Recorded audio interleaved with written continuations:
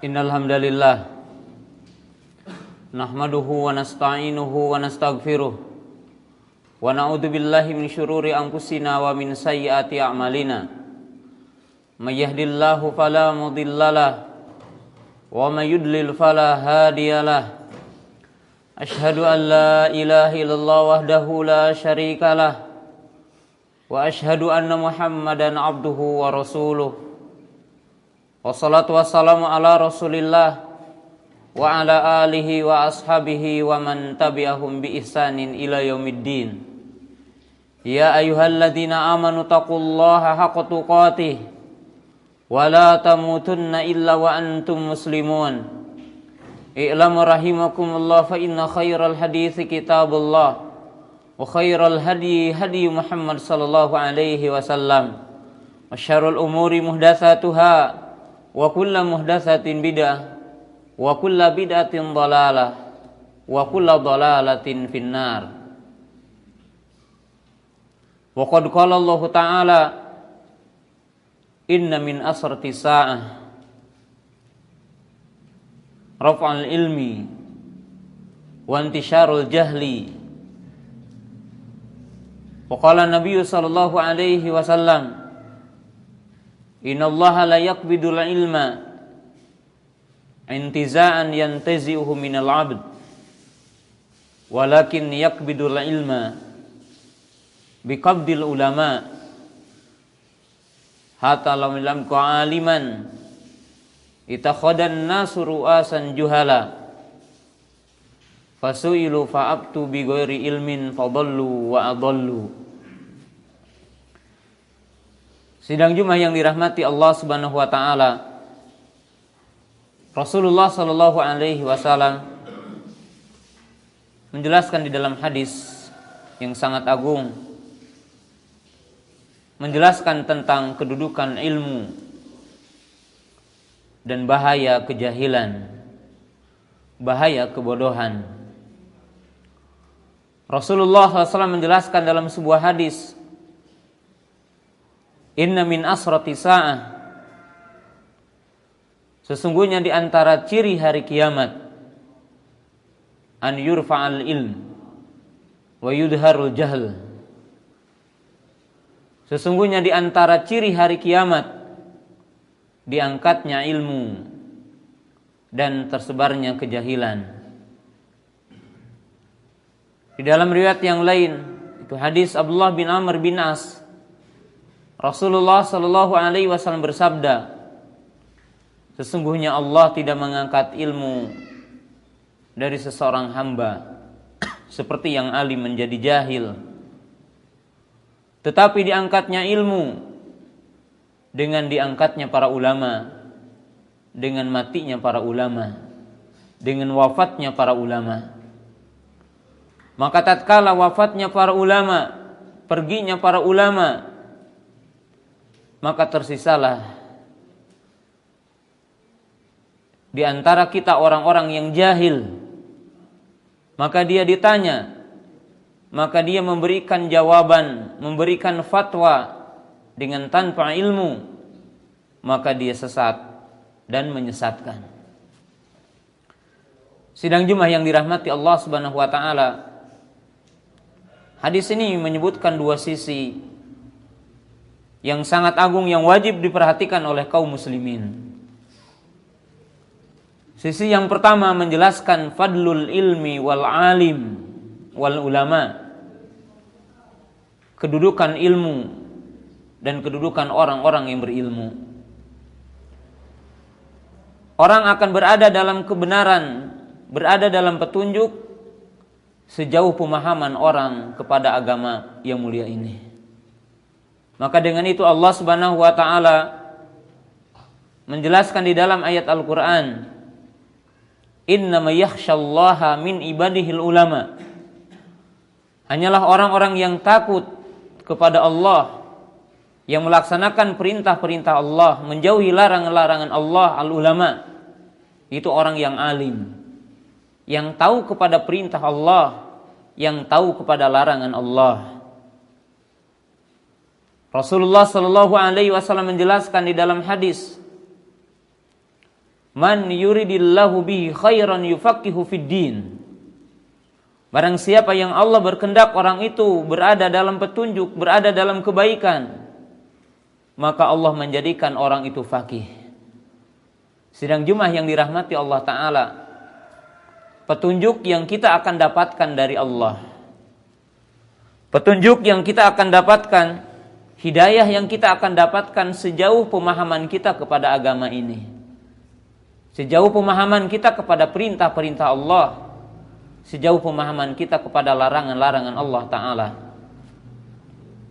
Rasulullah SAW menjelaskan dalam hadis yang lain, man salaka tariqan yaltamisu bihi ilman, sahalallahu bihi tariqan ilal jannah.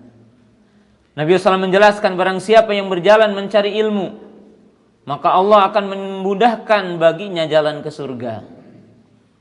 Para jamaah bisa mendapatkan keindahan surga, bisa mendapatkan kenikmatan surga dicapai dengan ilmu. Bagaimana dicapai dengan ilmu? Sebab surga dicapai dengan melaksanakan perintah Allah dan menjauhi larangan Allah. Surga akan dicapai dengan keimanan dan amal soleh. Tatkala orang mengerti arti keimanan dan tahu tentang perintah-perintah Allah, amal-amal soleh yang Allah Ta'ala perintahkan kepada kita, yang Rasulullah SAW contohkan kepada kita, maka dia akan mendapatkan surganya Allah Subhanahu wa Ta'ala. Kemudian Rasulullah SAW menjelaskan bahwa nikmat yang terbesar yang Allah anugerahkan kepada manusia adalah nikmat ilmu. Oleh sebab itu para nabi tidak mewariskan uang perak, tidak mewariskan uang emas, tetapi mereka mewariskan ilmu. Mereka tidak mewariskan dunia, tetapi mereka mewariskan ilmu. Qala Nabi sallallahu alaihi wasallam, innal anbiya'a la yuwarithuna dinaran wala dirhama wa innama yuwarithunal ilma. Wa qala Nabi sallallahu alaihi wasallam, al ulama warasatul anbiya. Sesungguhnya para nabi tidak mewariskan uang perak, tidak mewariskan uang emas, tidak mewariskan dunia, tetapi mewariskan ilmu. Sesungguhnya para ulama adalah pewaris para nabi. Maka orang yang mempelajari halal dan haram, mempelajari kewajiban-kewajiban, maka dia telah mengambil sesuatu yang banyak yang ada di sisi Rasulullah sallallahu alaihi wasallam.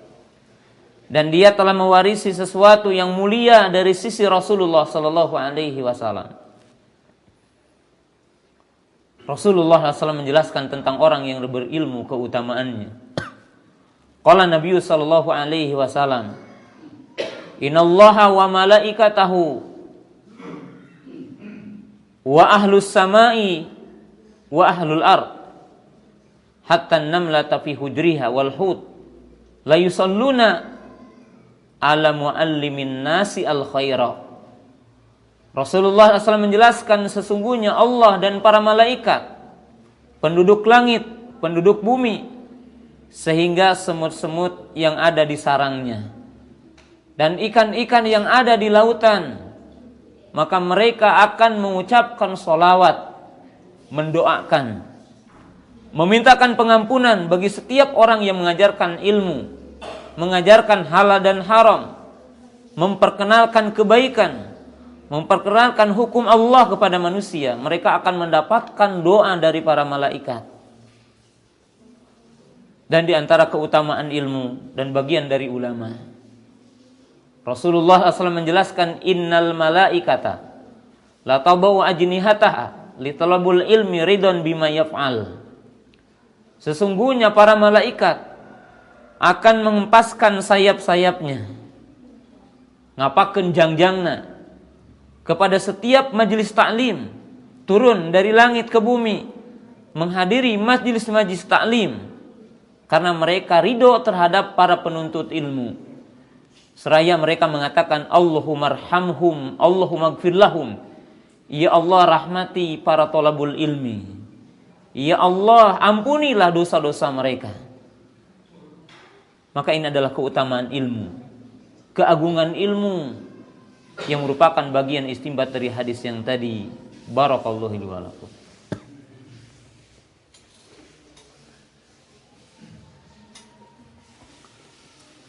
Alhamdulillah hamdan katsiran thayyiban mubarakan fi kama yuhibbu rabbuna wa yardah. Asyhadu an la ilaha illallah wahdahu la syarikalah wa asyhadu anna Muhammadan abduhu wa rasuluh. Wassalatu wassalamu ala Rasulillah wa ala alihi wa ashabihi wa man tabi'ahum bi ihsanin ila yaumiddin, amma ba'du. Sisi yang kedua yang disebutkan di dalam hadis yang tadi adalah bahaya kejahilan, bahaya kebodohan, dan bahaya agama ini dipikul, dijelaskan oleh orang bodoh. Kebodohan menyebabkan banyaknya penyimpangan. Manakala orang-orang yang memberikan fatwa, yang memberikan penjelasan agama ini adalah orang-orang jahil, orang yang tidak mengerti arti tentang agama, tidak mengetahui tentang kaidah-kaidah memahaminya, maka ini adalah sumber kesesatan, sumber kerusakan. Oleh sebab itu, sidang Jumat yang dirahmati Allah Ta'ala, seyogianya kaum muslimin bisa membedakan antara penceramah dengan orang alim. Sebab yang dimaksud dengan orang alim, al-alimu bil kitabi wa sunnah, itu orang yang alim kepada Al-Quran dan sunnah, orang yang memiliki hafalan tentang ayat Quran, orang yang memiliki pengetahuan tentang hadis-hadis Nabi SAW, memisahkan sahih dengan dhaifnya. Sebab kita mendapatkan hari ini para penceramah, baik di mimbar-mimbar ataupun mungkin di berbagai tempat, bisa berbicara tetapi dengan hadis palsu, dengan hadis dhaif. Padahal salah satu sumber kesesatan, sumber perbuatan-perbuatan yang bid'ah, salah satunya disebabkan dengan hadis dhaif, dengan hadis palsu. Makanya Imam Ahmad rahimahullahu ta'ala mengatakan, yan bagi liman hamalan nafsahu alal futya an yakuna aliman bi awjuhul Qur'an, an yakuna aliman bis sahihi was saqimi, an yakuna aliman bis sunnani. Imam Ahmad rahimahullahu ta'ala mengatakan, seyogianya orang yang memberi fatwa apa halal, apa haram, apa wajib, apa mustahab, apa boleh, apa tidak boleh, adalah orang-orang yang tahu kepada sendi-sendi Al-Quran. Bagaimana menafsirkan Al-Quran, paham terhadap bahasa Arabnya, paham kepada kaidah tafsir, bagaimana menyatukan satu ayat dengan ayat yang lain. Yang kedua, memiliki kemampuan memisahkan sahih dengan dhaif. Yang ketiga, dia memiliki pengetahuan di mana keberadaan hadis yang menjadikan sumber fatwanya. Sebab kita sepakat dasar Islam adalah Quran dan Sunnah. Ketika orang ditanya apakah ini membatalkan wudu atau tidak, maka dia tidak akan menjawab dengan lisannya semata. Dia akan mengatakan qala Allahu qala Rasuluhu. Ketika dia ditanya apa hukum dagang seperti ini, maka dia tidak berpendapat dengan akalnya boleh atau tidak boleh. Maka dia akan mengatakan, menurut ayat ini, menurut hadis ini boleh. Menurut ayat ini, menurut hadis ini adalah tidak boleh. Ini adalah perkataan para ulamanya. Maka Nabi SAW mengatakan, apabila telah pergi orang-orang alim dan yang menjelaskan agama adalah para penceramah yang hanya mampu bisa mengolah kata-kata, satu hadis bisa 1 jam atau 3 jam, maka Nabi SAW mengatakan, sesungguhnya di antara ciri hari kiamat akan muncul di tengah umatku banyak penceramah dan sedikitnya orang-orang alim. Bahkan Imam Ahmad rahimahullahu ta'ala pernah ditanya, kapan seseorang dikatakan faqih? Qala ma indahu mi'atu alfi hadisin. Orang dikatakan faqih apabila dia mengetahui 100.000 hadis. Para jamaah yang dirahmati Allah Ta'ala, maaf, yang dimaksud tahu 100.000 hadis tidak mesti tahu di dalam hafalan. Tetapi ketika dia ditanya tahu ini di Sunan Tirmidzi, ini di Sunan Nasa'i, adanya di bab ini, dia pernah meneliti dan tahu. Nah, jamaah yang dirahmati Allah Ta'ala, sebagai penutup dari khutbah ini, Nabi SAW menjelaskan kepada kita, manakala sedikit orang alim dan banyak orang-orang yang jahil, dan semakin sedikitnya keinginan kaum muslimin belajar, thalabul ilmi, duduk di majelis taklim. Sebab tentunya ikhwati iman yang dirahmati Allah Ta'ala, keburukan yang ada di tengah kita disebabkan lemahnya kaum muslimin belajar tentang agama ini. Ada yang belajar Islam ini setahun sekali ketika dia menyaksikan dalam Idul Fitri. Ada yang mendengarkan taklim hanya ketika dia Jumat seminggu sekali. Udah begitu juga ngantuk. Apalagi yang disampaikannya adalah hadis palsu, hadis yang tidak ada usul-usulnya, tidak ada asal-usulnya. Maka ini malapetaka yang paling besar yang menimpa kepada umat ini. Sebagai kalimat terakhir, lihatlah apa yang menjadikan kebaikan pada umat terdahulu, para sahabat, para tabi'in. Lihat Jabir ibnu Abdillah, demi satu hadis berjalan 1 bulan. Di masa Imam Malik, mereka mengatakan, majlisu Malik khairu minad dunya wa ma fiha, wa hadara fi majlisihi nahwa 70,000 minal muslimin.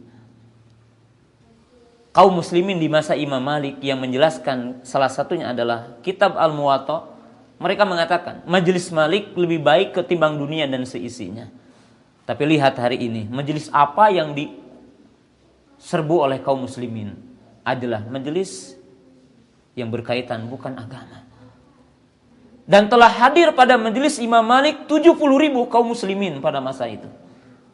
Mereka mendengarkan qala Rasulullah, qala hadasana fulan wa fulan an Rasulillah. Sehingga berkah di tengah-tengah mereka adalah lebih besar ketimbang berkah yang ada di tengah kita hari ini. Apa yang membedakan kita dengan mereka? Kesungguhan mereka terhadap ilmu. Berbeda dengan kesungguhan kita dengan ilmu. Berbeda penghormatan mereka kepada ulama. Berbeda dengan penghormatan kita hari ini kepada para ulama. Mudah-mudahan Allah Subhanahu wa taala memberikan taufik dan hidayah kepada kita agar kita senantiasa berada di atas sunnah Rasulullah sallallahu alaihi wasallam. Diberikan taufik dan hidayah cinta kepada ilmu dan mengamalkan ilmu. Rabbana la tuzigh qulubana ba'da idh hadaitana wa hab lana min ladunka rahmah innaka antal wahhab. Rabbana hab lana min azwajina wa dzurriyyatina qurrata a'yun waj'alna lil muttaqina imama. Ya muqallibal qulub tsabit qulubana ala dinik. Ya muqallibal qulub tsabit qulubana ala dinik. Allahumma ansur muslimina fi kulli makan. Allahumma ansur muslimina fi kulli makan. Rabbana atina fid dunya hasanah wa fil akhirati hasanah wa qina adzabannar. Assalamualaikum.